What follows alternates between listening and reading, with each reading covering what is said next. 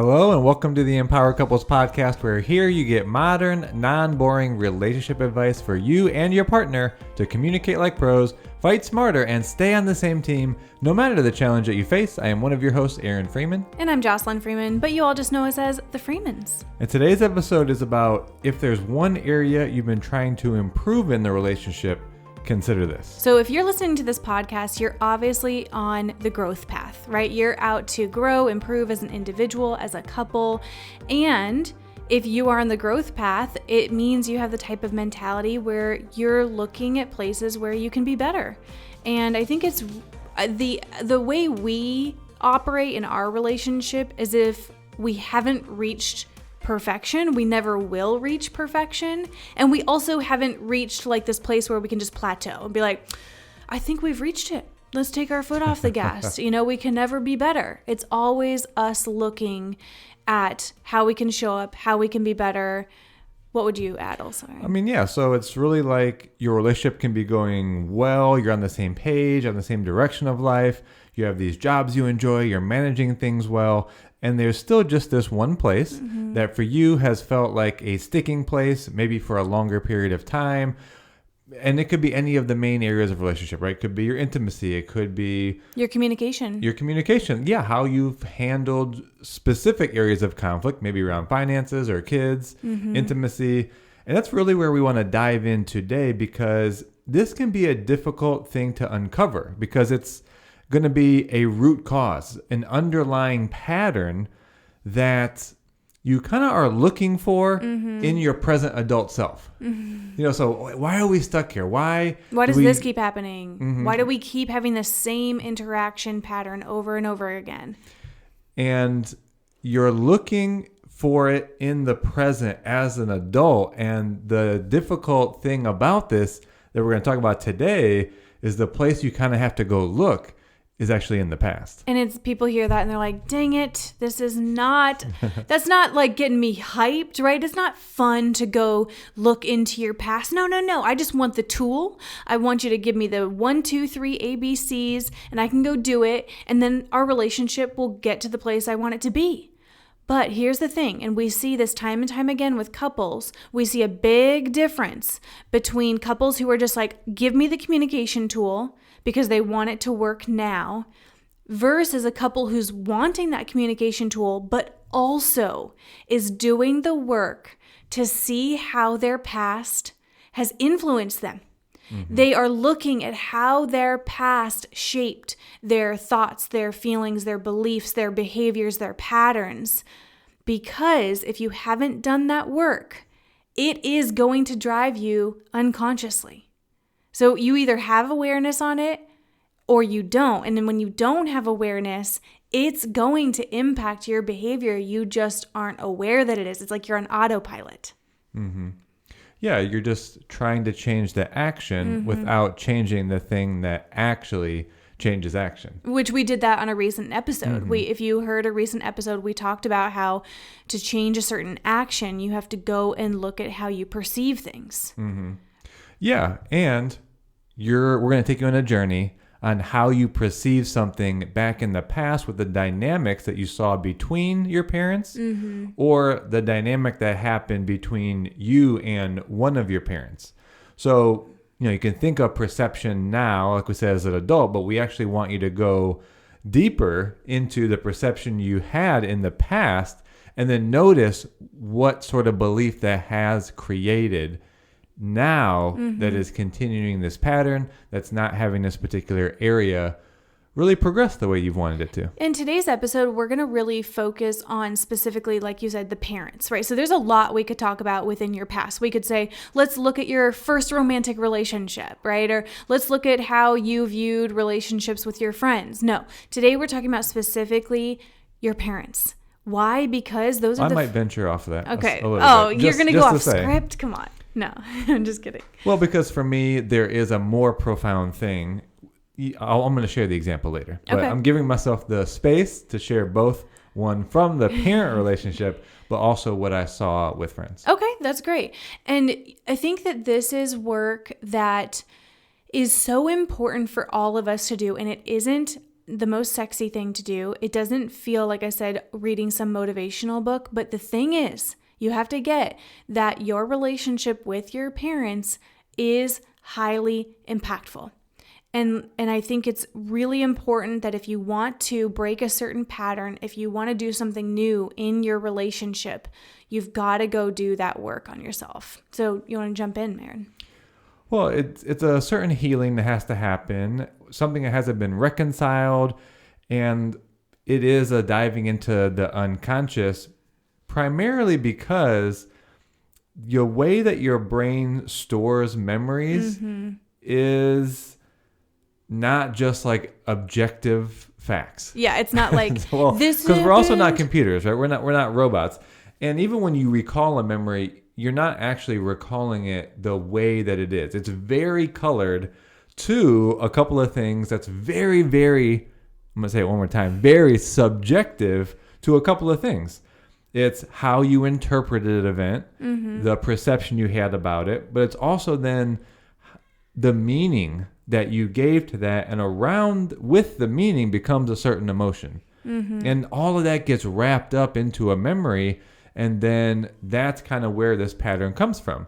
And you could see this, and we'll share an example, but you could have two kids, like I had a brother, and you had a brother too, so a brother and a sister can live in the same house, can experience the same exact parents and dynamics, and come out of that with two totally different things. Because how you interpreted it, the meaning that you gave to it, the importance that it was for you might have been more important to, let's say, a sibling, and then the emotion that was there for you was different. So again, highly subjective, but becomes this thing that is a pattern for you much later on in the future. I want to quickly say something before going to the next principle.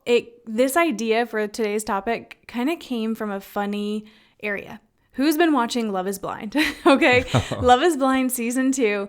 And we do it for research, right? Yeah, we do. It's entertaining, yes, but also because it's a relationship oriented show, we like to just see what's going on. So anyway, we were messaging because my sister-in-law texted us after watching it and says, I have to know your interpretation of Danielle, and I can't remember his name right now. But she's like the dark-haired, and they ended up getting married in season 2. Sorry if that's a spoiler. Long story short, even if you haven't been watching the show, it's very apparent that some of the patterns that were showing up for this couple in particular, and coming from specifically her, I witnessed it a lot, was from her past. Things she hadn't healed and repaired. And I would be curious to learn more about what her relationship was like with her parents, but also watching her parents. And there was actually even a couple interactions with her mom and like her mom's relationships in the past that I was like, ooh, I really would be interested to see how this is shaping the way she's showing up in this current romantic relationship. So anyway, then that has sparked some other conversations between me and my mom about our relationship recently.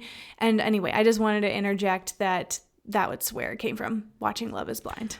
Well, so give some examples now of, these are real life examples. Well, I mean, Love is Blind is sort of real life, but from the people that we interact with and the people that we have been coaching, obviously not giving names, what are some examples of either beliefs about men that would come from your interaction with your dad, women, interactions from your mom, beliefs about feelings, relationships, marriages? Yeah. So one in particular that someone was sharing when we kind of do this uncovering is men can't be trusted.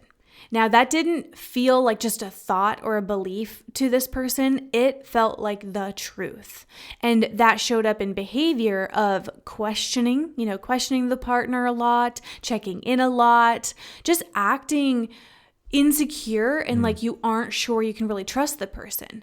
And that would be unpacking their relationship with their dad, with even watching how their mom and their dad interacted. There's a lot of evidence within that relationship that influenced the belief of men can't be trusted. Another one, and this is like a belief that feels true to this person, you're considered the leader if you're stern. So when unpacking this, it showed up in the behavior of telling the other partner what they're doing is wrong. Like, no, they're corrective, they're directive, they're the leader, loud voice, right? So the behavior almost of trying to be overly dominating because they had this belief that the leader will be loud and stern and respected. Well, and to be more clear, that came because this person can clearly recall, and they're actually doing this work, right? So they've uncovered and transcended this pattern, but he saw that his grandfather, as the leader, would come in and dominate and control and tell everyone what their roles were, what they were doing wrong, and very boisterous, very domineering. And then he saw his dad do the same thing when he became, older and more quote unquote head of the household. So you would think that as a kid, you would see that as, well, that's not great. But if you think about it, as a child, you don't have that kind of discernment. You don't have a reference point from whether that's good or bad. So whatever you see your parents doing, that's the way to do it. So he saw then his dad follow suit and thought to himself, oh, I can't wait till I get to be the head of the household and the leader, because then I'll get to act that way. Mm-hmm. And it's like such an unconscious, quick thought, right? It's not like he's sitting there maybe choosing that. Another one is emotions are a sign of weakness. And that showed up in the behavior of withholding emotions from the partner, acting tough, and never asking for help. And the thing is, the other partner really wanted this person to be vulnerable, to open up, and they always felt like I know there's something on your mind, or I know you're not okay.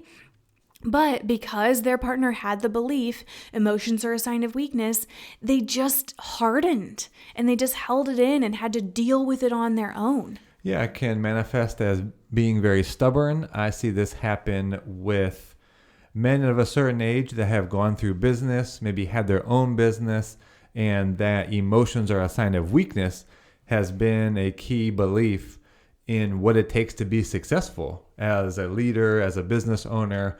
And I know someone now that's actually getting divorced from this pattern. And he's not looking at this for himself. Being this stubborn, being this closed off, not sharing emotions because emotions are weak, have had him be completely closed off and not share with his partner, having her feel very isolated, very alone. And after almost a couple of decades now, they're getting divorced. And for him, it's like, this is just over. Yeah. There's no real willingness to go and look at these patterns. And now there's only one possible outcome. That's why we're saying you've got to do this. If you want to change something within your relationship, you've got to be willing to look at how your past, and especially like we're talking about today, how your relationship with your parents and their relationship influenced you. So one more example is this belief that marriage is a loss of freedom and I won't be truly accepted for who I am. This is one that's recently shown up with a client. We're actually supporting them and getting prepared for marriage.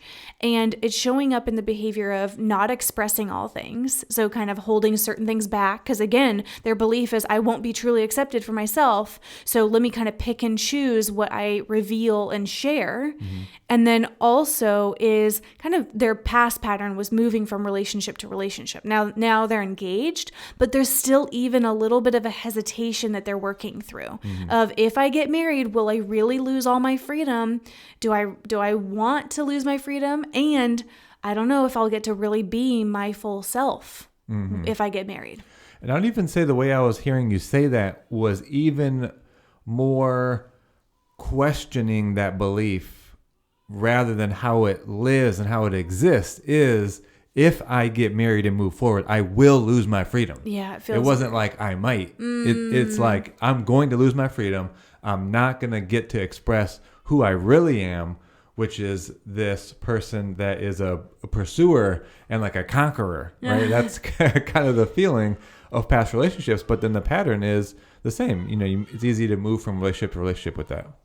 Yeah, it's so interesting to explore this. Now, turning it to you, the listener, right? Because you can hear these examples and it likely will be different for you. So before we even move to the next point, start to think about what beliefs did you form from either the relationship with your mother, with your father, or how you saw them interact?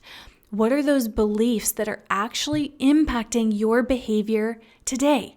You have to really do this inner work, because if, again, what we're proposing to you this whole episode is if there's a pattern that's still happening within your partnership that's keeping you stuck or keeping you from really being the type of couple that you want to be, then a place to go look is, okay, how did I form beliefs from this relationship with my parents that are impacting my behavior now? Because really you end up with two options. You can operate in life and then be reactive to the situations that trigger this past pattern, which really just then replays itself over and over. So you're not going to make that transition into the transformation or make that change that you've been looking for. That's probably why you've stayed stuck. And then either you try to focus on other areas that are working well or working fine in your relationship, and you kind of avoid. Let's just ignore this one over Yeah, here. if you kind of ignore it and try to like maneuver around it, well, of course, it's going to continue to stay stuck, right?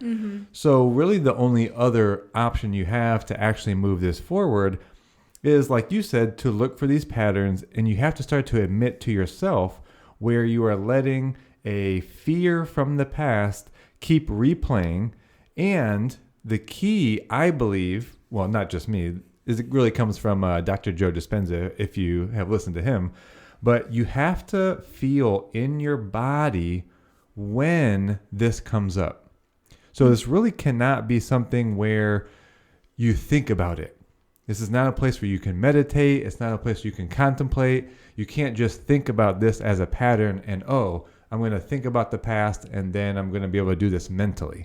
Because, as Dr. Joe Dispenza says, your body is your subconscious mind. And your subconscious mind is what drives your behavior, right? Your subconscious mind is where this pattern is actually coming from. And the short version is, if you don't believe that statement, well, it really is, because how much of what's happening in your body is actually subconscious. Your heart beating, your lungs in and out, the blood flow. I mean, basically everything we say is quote unquote involuntary functions of the body is happening without your conscious awareness. You're not doing it. You're not. Are you actually breathing? Are you pumping your own heart? No, you're not doing that consciously. So it is subconscious. So when he says your body is your subconscious mind, it really is true.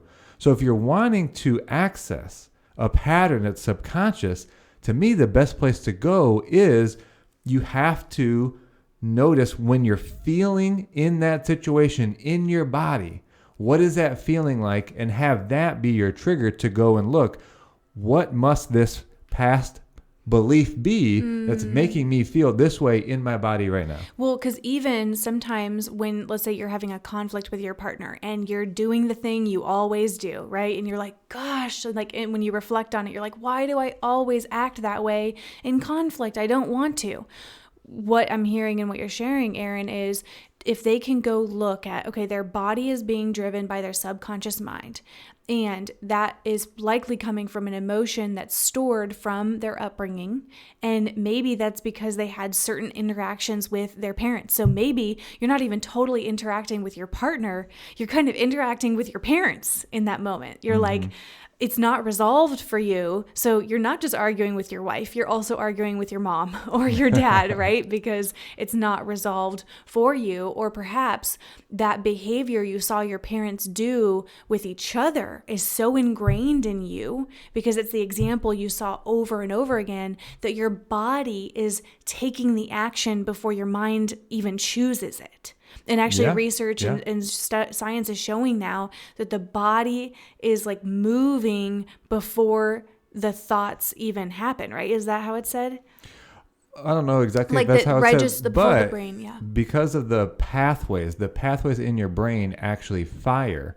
It will actually fire the pattern before, I know this is so weird, before you become aware that there's even a decision to be made, the pathway in the brain to fire the pattern, because it's faster, because it's been there. It's like in the woods, right? The pathway that's been traversed a lot more is worn. It's the path of quote unquote least resistance. So your brain fires that path. And oftentimes, because that emotion is there, it's kind of the fight or flight, it's the amygdala hijack. It fires that because it's faster and your brain doesn't want to have to think about something it perceives as a threat. Yes. So we can't perceive this with our conscious mind, but yes, the neural pathway fires that we actually take the action from this pattern before we are even aware that there is a decision to actually take. Yeah. So before we go on, I know you want to share a personal example, Aaron. Just even think, right? Like, so what I'd encourage you to do, because we want this episode to not just be something that you're like, oh, that was nice to listen to. We hope it prompts some great reflection and some things that lead to change. So identify a certain pattern within you, maybe how you show up in a certain communication thing between your partner or a conflict, right? Those are the two big areas that we talk about. And go to look, okay, what happens for you that feels automatic? Where's that, in your subconscious mind, it's being driven automatically. Well, first, in your body. That's where I want you to go first. That's what I meant. You can't go into your subconscious mind. I meant the body. In a way, yes. When you have to be experiencing it. You Yes. cannot think about this. When that happens, what do you feel? Mm-hmm. And so let me give you the example, not to cut off your thought process here. Okay, so in Hawaii, we shared from the last podcast, right? The intimacy workshop and what came up. So what came up for me was in that moment, this tightening in my chest, this feeling in my chest, and I wasn't consciously choosing it, but what I immediately felt was this, I don't even have the words for it because it is a feeling in the body. And you don't even necessarily need to have the words, but I felt this tightening in the chest, this constriction where in that moment, then the thought was don't control me here. I'm in the lead here. So that's where I knew to go look. And it was this recurring pattern of I am not going to be dominated by someone. Mm-hmm. And when I really go look, there's kind of two places in my past. And I want to say they're not always traumatic things from the past. It's true. Mm-hmm. So in this case, my group of friends I had in high school, we kind of had this joke that you would just do the opposite of what someone in the group was telling you to do, right? Because you're not going to be, quote unquote, dominated by them. So we had this joke where it was if you wanted someone to do something, mm-hmm. you would tell them the opposite because that was the joke. I'm not going to do what you tell me to do. Mm-hmm. So that was kind of there, but maybe more deeper ingrained into my emotion was my past with relationships. Very few of them I've shared, I was broken up with. Even more so, before college, I wasn't ever pursued. It didn't seem like any girl was interested in me. And that caused me pain. It caused me sadness. But that was an emotion I didn't have control over because that was someone else. Someone else has to show interest in me, right? Mm-hmm. So I think where that pattern comes from is I am going to avoid being controlled or dominated like that because I had felt so much feeling of control and domination that wasn't of my choosing because I got broken up with or once again because no one showed interest. Mm-hmm. So, but I didn't have anything to do with that. So I built in this sort of defense that any moment where I feel that happening, that constriction, that tightness in my chest, I won't be controlled here. Mm-hmm. That's the pattern for me. And that's what really keeps me at times from fully empathizing with you, showing compassion when you're feeling additional stress or you're feeling overwhelmed, you're feeling a change in the identity and in our whole new life as parents. And when I feel like it's either my fault or you're trying to control me, boom, that's the pattern that arises for me. Yeah. And can I share an example as well? Yeah. So I had this great conversation with my mom. It was brief. My mom comes and helps us with Baby Sky often. We're so grateful to her. And to be honest, with my mom, there's been a lot of healing that's had to be done. We've had on and off, great relationship, strained relationship, and that'd be a whole other story. But we were briefly talking about how if we haven't healed something with our parents, it will come out in our romantic relationship. And it was just a great bonding moment with her because we've worked through so much and that's benefited our marriage. And so one that I know I've had to personally work through because of my relationship with my mom in the past I used to perceive with her that if I did something wrong, I had this strong fear of punishment. Like I hated her getting mad at me. I hated the reaction that I was going to get. And it, in the past wasn't the most fun reaction, right? And so I had this fear of punishment, making her mad, making her sad, disappointing her. And in my romantic relationship experience, I would resist somewhat embracing my partner's upset if they were impacted by me, mad or upset or sad. And it was this body sensation I had of a kid being punished. And so I couldn't embrace what my partner was saying because it was like, no, don't be mad at me. Don't be mad at me. I don't want to be punished. Don't, all those things. It was just this very automatic feeling that happened in my body. And so by me working through that with my mom, some of it involving talking to her, some of it just involving my own reflection. And that's the thing. When we say heal these things with your parents, you may talk to them about it. You might not. It might be just in your own reflection and your own, working, as you say, on the body because of that being the subconscious mind. But because I've done that with her and with that memory and relationship with her, I'm able to more listen to you and not have that fear of being punished and be able to, if you are quote unquote mad or sad or anything, embrace it. 100% of the time? No, right? We aren't perfect. You hear us say on the podcast all the time, but my reaction is different. I handle it differently. I embrace it differently as opposed to it being a fight or flight reaction. Because it wasn't just me hearing you, it was me being triggered to, oh no, I'm going to be punished or I'm making someone mad again, which was so associated with fear and would spiral into a whole conflict with us, right?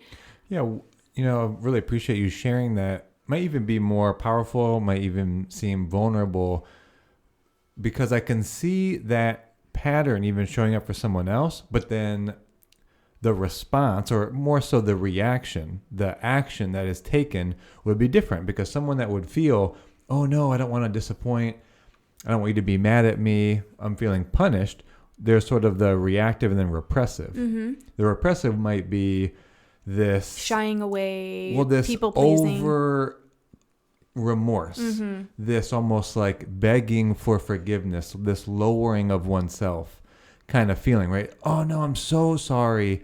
And kind of like the feeling is like falling in front of them and being overly apologetic and remorseful, right? Yeah. And because I sort of know the answer, that's not necessarily how your action came from this pattern. Right. You want to share from this pattern you're noticing, what was the action you would normally take by default? Well, and I'd be curious if you would see it differently, but from what my self-observation is it was more of a denial of what you were saying, like an invalidation, a fighting back. No, that's, not true. Would you agree that that's how it showed up? Yeah. Because I think the reason I ask is we can be biased to ourselves, right? We can even kind of black out certain things that we do. So, hearing from our partner of like, is that what I did? Can be helpful. Is that anything else you'd add to what it looked like in my behavior? No, it's kind of like that. Yeah, like a denial, a rejection, a fighting back. The best way, I think the best term is like a fighting back against it. Yeah. But because I was afraid. And that's what's interesting, right? It is. That's probably why it's so hard to really access this pattern and the memory it comes from, and change the action, because it does. Well, it's not logical. I was going to say it's not logical, but it's obvious, right? Yeah. It's purely emotional. Comes from a deep subconscious place. And when if you were to think about, that's why you have to do it with the body. If you think about this, you would never connect the action, as you're saying, as fighting back, with I'm feeling sad or I'm feeling like punished, because that's a softer feeling than the action of fighting back. So it doesn't even seem like those two would correlate. Right, exactly. And so those are just two examples. Those are just us sharing some things that we've personally noticed are connected to our experiences with our parents, or for you, some of it was even with your friends. We have so many others.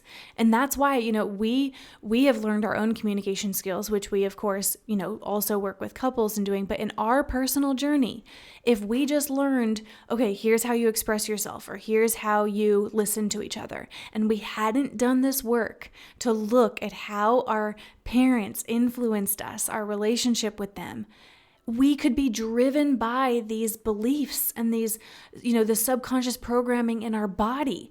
And that's what we see with couples is, here's how it really looks. When you haven't done this work, you learn a tool, you go to the workshop, and it works for like 2 weeks. And then you just go right back into old programming. Okay, add one thing? Yeah. I would even say it works for the 2 weeks because you're riding like sort of the wave of inspiration and you probably don't have that thing show up. It's easy to implement a skill when that trigger, if you will, is not happening or that pattern, that memory isn't getting triggered. So yeah, that's easy. But when you have that event show up, it's subconscious. It just happens again when you're really in it. It's not enough to have the intellectual information about it. And that's why we're just inviting you today, right? Is to do this reflection, do this contemplation. So a couple of questions to pose to you. Number one, again, take a pattern that's happening within your relationship. Link that to a certain belief that you formed about men, women, relationships, just yourself, partners. So really explore that belief that could be showing up. And how you do that is by when you feel it in the body, that's what you want to first of all feel, and then that's what you want to really think about and reflect on. Yeah. And then another question is just to simply ask, how did my relationship with my parents influence me? What can I see? Me watching their behaviors. How am I also doing exactly what I saw them do? Oh, let me add one thing. Yep. Similar to that, where in the past have I felt this similarly? Ooh, where is this really coming from? Slightly different. Okay. Because as you can clearly see, I'm staying for me with the body because it's so alive that that's how I'm going to access this. So when you feel it, for me, again, it was the constriction and the tightness in the chest almost led to like a sinking feeling in my stomach. But then my reaction is I have evidence. I come back with a defense, which only invalidates you, right? So if I was going to continue to do this work, I stay with the feeling, this constriction in the chest. Where else have I felt that feeling, the constriction? Where in my life with my parents or in possible past relationships, where did I feel that same constriction in my chest, that sinking, hollow feeling in my stomach? I think that's fine. I love that you're so connected to that body feeling. And for me, it's been a lot of belief work. Like, how did this actually shape my beliefs about romantic relationships, men? And so that's just what we're inviting you into today, right? Yeah. This is how you're going to have patterns within your relationship actually change, especially if there's been one that's been recurring or you have felt stuck in. Got to do this work. Now, if you're feeling at all like, okay, I want to do this, and I know I want my partner to as well, but I'm a little overwhelmed by this, that's where we can support you and where we can do a breakthrough session. And we actually haven't offered that on our podcast in a while. That's true. And we're really just opening our calendar up recently after having a baby to new clients. So if you are open to wanting to finally have these breakthroughs, we actually do a relationship breakthrough session. It's like an introductory session, but you see the type of results we produce even in the first hour. And then from there, we either make recommendations to do additional sessions or a program. But you can see within that first hour, okay, wow, we get a lot accomplished. It's not just like talking about things endlessly over and over again. You really see a shift and you really get to the meat of things. And so we would encourage you to go to meetthefreemans.com/coaching. You can also DM us on Instagram and let's talk about that. We've got a couple spots available. And that even links to us being able to do our communication mastery coaching with you. So the way you learn about our communication mastery coaching is by doing a breakthrough session with us. So check out our website, which we'll link in the show notes, or send us a DM on Instagram. We would love to show you the way we're able to produce these breakthroughs with couples so you don't have to stay stuck in any pattern anymore. We love you all. Thank you so much for listening, and always send us your thoughts and takeaways on Instagram, and we will talk to you on the next episode.